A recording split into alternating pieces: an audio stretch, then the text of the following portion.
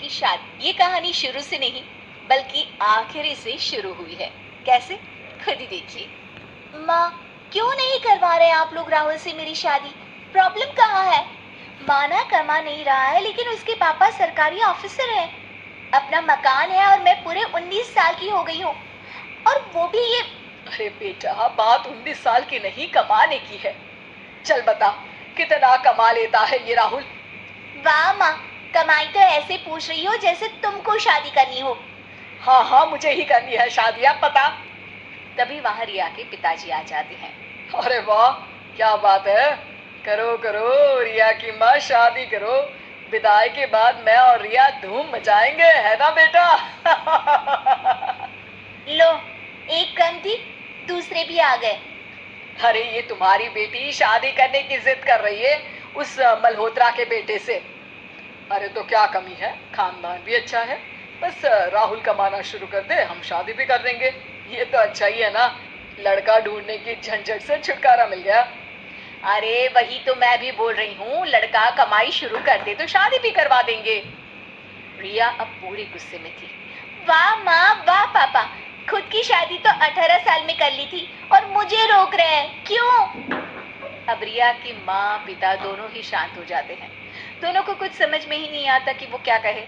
तभी रिया के पिता उसका हाथ पकड़कर उसे सोफे पर बिठाते हैं और कहते हैं, रिया बेटा, मैं तुम्हें आज एक कहानी सुनाता हूँ जिसे सुनकर शायद तुम जल्दी शादी करने की जिद छोड़ दो। कहानी? अरे वाह, अब जिद मैं छोड़ू या नहीं वो तो कहानी सुनने के बाद ही पता चलेगा। कहानी शुरू होती है। काशीपुर का अजीत और गोरखपुर की कंचन दोनों की शादी हो जाती है, लेकिन शादी के वक्त दोनों की उम्र ही कम थी। अजीत तो पढ़ाई कर रहा था, लेकिन कंचन का पढ़ने का सपना अधूरा रह जाता है।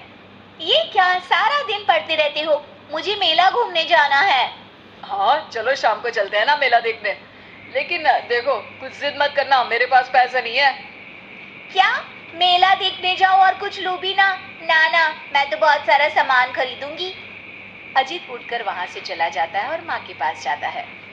माँ, कुछ पैसे दे दो ना, शाम को कंचन को लेकर मेला देखने जाना है। अरे वाह जी वाह, पति जिसका एक पैसा ना कमाए, वो औरत मेला जाकर खरीदारी करने का सोच भी कैसे सकती है? अरे धीरे बोलना माँ, वो सुन लेगी, छोटी है अभी। हाँ, तो तू कौन सा बूढ़ा हो गया है, सुन लेगी तो सुन ले। माँ, पैसे देने हैं तो दे, वरना मैं पिताजी से मांग लूंगा। तभी कंचन वहां आ जाती है। उसकी आंख में आंसू होते हैं। अरे नहीं, रहने दीजिए, मेरे पास तो सब है, क्या करना है मेला घूमकर, बिना वजह थकावट हो जाएगी। तभी वहां ससुर जी आ जाते हैं। अरे बाहू, सारा दिन तो तू गिलहरी की तरह फुदकती रहती है, ऐसे कैसे थकावट हो जाएगी? अजीत, ये ले पैसे, बहू को मेला दिखा लाना, जा। ये देखकर सास का मुंह फूल जाता है। अरे हम तो पति की कमाई के भी मजे नहीं ले पाए, दूसरे ही ऐश कर रहे हैं। जबान में लगाम लगा ले अजीत की माँ, बहू की अभी उम्र ही क्या है?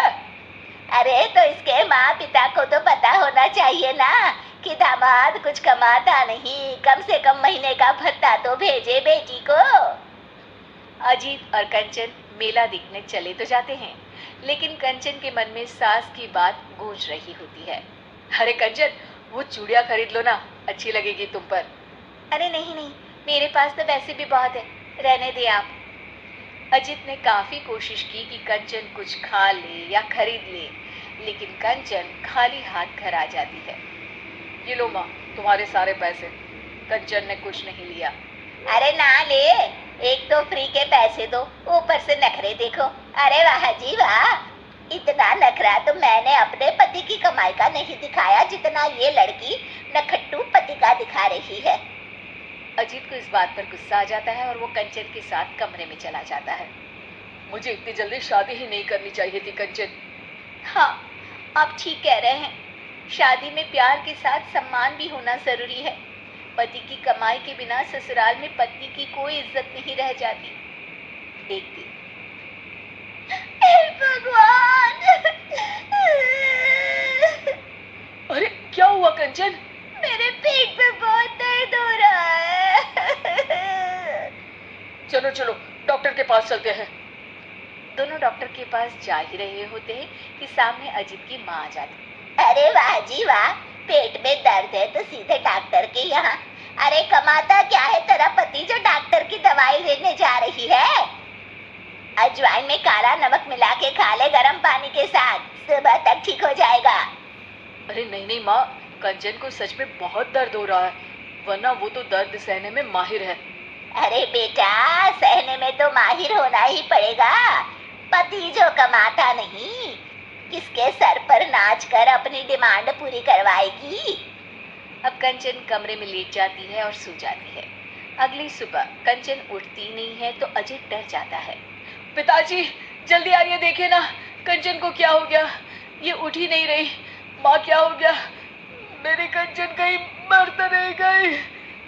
अरे रुक बेटा, मैं देखता हूँ। नहीं नहीं, बहू की सांस तो चल रही है, जल्दी से डॉक्टर को लेकर आता हूँ। डॉक्टर आते हैं, कंचन को दवाई देकर जाने लगते हैं और कहते हैं, आपकी बहू को अल्सर की बीमारी है। क्या कभी बताया नहीं कि उसके पेट में दर्द हो रहा है? पता नहीं कैसे इतना दर्द सहती रही। अब रिया की आंख में आंसू थे। तो पापा, कंचन को क्या हुआ था? क्या वो मर गई? और अगर उसको इतना दर्द था तो वो बोली क्यों नहीं कि दर्द है? तभी रिया की माँ कहती है, क्योंकि पति की कमाई नहीं थी बेटा। सास हर बात पर उसके मम्मी पापा को कोसती। कोई लड़की शादी के बाद अपने मायके वालों के बारे में एक शब्द भी नहीं सुन सकती। सच कह रही हूँ माँ, मैं भी राहुल से साफ कह दूंगी कि पहले कमाओ, थोड़े उम्र में बड़े हो जाओ, फिर करेंगे शादी। दूसरी तरफ कंचन यानी रिया की माँ अजीत यानी रिया के पिता को देखकर एक दूसरे को तसल्ली देते हैं कि जो गलती उन लोगों से हुई वो अपने बच्चों से नहीं